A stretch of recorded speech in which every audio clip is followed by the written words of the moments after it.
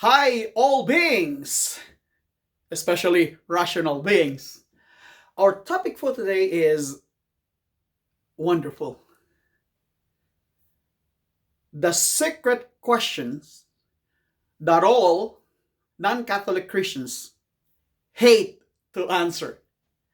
In my experience of talking, discussing with non Catholic pastors and non Catholics, this question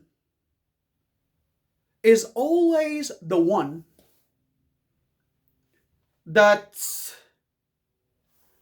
confuses all of them. Like, they don't know where to start to answer.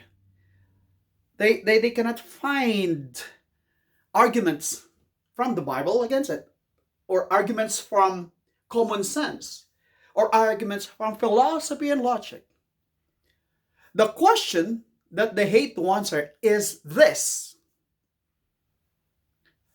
how, when, and where did Christ establish your church? Again, what is the question? The secret question that they hate to answer. How, when, and where did Christ establish your church? This question is very simple to answer for Catholics, right? Because we remember that Christ actually founded a church. And he founded it at a particular place and a particular time. So if this question is asked for me as a Catholic, how, when, and where did Christ establish your church? So very simple. Christ established my church through Peter. When he said in Matthew 16:18, "Thou art Peter, and upon this rock I will build my church." Simple. But for non-Catholics, it's confusing. We say, how did Christ establish your church? Well, Christ established my church, for example, because Christ chose our founder. Okay, so far so good. Then there's the time. When? Well, in the US of A. Wait. But in the Bible, Christ established the church in the year 33 at Jerusalem.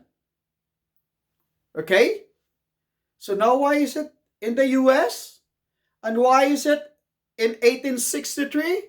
Or why is it in the Philippines in 1914? There's a long gap. What happens to the Christians before you came out? So it has more questions than answer. Their argument after this is that, okay, you Catholics, you're not the true church. Again, wait. We'll go back to my question. Just answer the question first, and then I answer all your questions. Don't budge. Continue. Because these are always what they do. They digress. It's a fallacy. The digression fallacy. So, in logic, no. It's not allowed. Answer first, then I'll answer your questions. And then I say, well, one of the answers, or some of the answers that I hear from these people, non-Catholic Christians, is this: because the followers of Christ did not remain faithful to Christ's teaching. That's why our church came out. What did you say? Did not remain faithful? Again, Matthew 16:18 states, "Thou art Peter, and upon this rock I will build my church, and no power of hell can prevail against it." Because Christ would be with the church until the end of time. Right? So why did Christ choose people who would not be faithful to his command? It's unbelievable. And some people would say, no, it's not the church. We just have to accept Christ as our personal Savior. No, it's not the church because we are the church.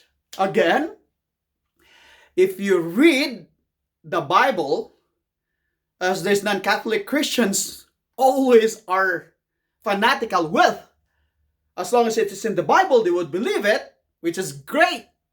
Because as long as you have quotation from the Bible in favor of Catholics, they are confused, right? Because like they have like sola scriptura. Of course, you know that it mentions also in the Bible about tradition, which will be on another topic. Now, they cannot explain it properly. They have to start at a particular time and with a particular person. But they did not start with Christ.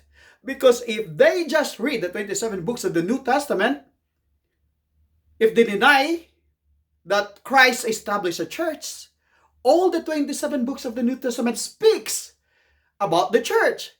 From Matthew, Mark, Luke, John, Acts, Romans, Corinthians 1, Corinthians 2, Galatians, Ephesians, Colossians, Thessalonians 1, Thessalonians 2, Timothy 1, Timothy 2, Titus, Philemon, Hebrew, James, Peter 1, Peter 2, John 1, John 2, John 3, Jude, and Revelation. They speak about the church. So how can you say that Christ did not establish a church? Okay? So again, what is the secret question that non-Catholic Christians fear to answer? How, where, and when did Christ establish your church? For Filipinos, Tagalog, it goes this way.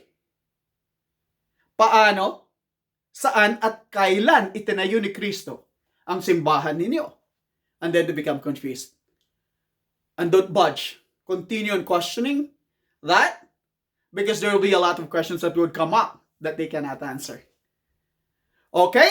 So by the way, if you like our videos, don't forget to click subscribe and click the notification bell for more Catholic videos. Thank you very much. God bless us all, and let's live our faith. Bye.